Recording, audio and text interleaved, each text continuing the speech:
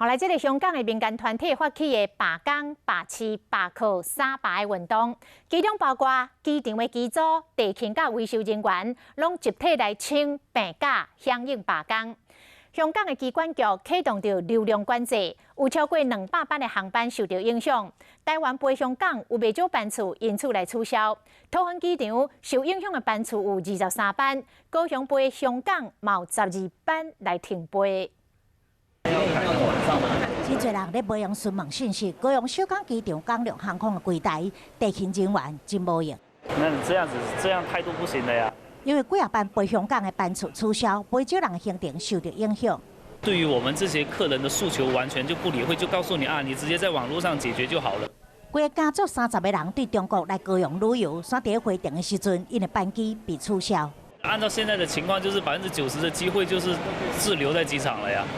然后我们要重新再去订房，再去是怎么样的？要来高雄参加体育比赛团体，即马嘛无法度等。教练加球员总共20人，目前还在安排，就是能不能换航空公司的班机。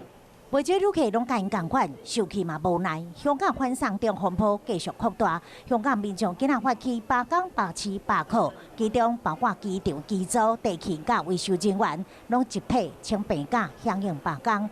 香港机管局启动流量管制，超过200航班次受到影响。高雄小港机场8月初5，目前有12班次停飞，桃园机场的部分是23班次取消。提醒要搭机前往香港或者到香港转机的民众。出发之前一定爱先问航空公司确认班机的状况。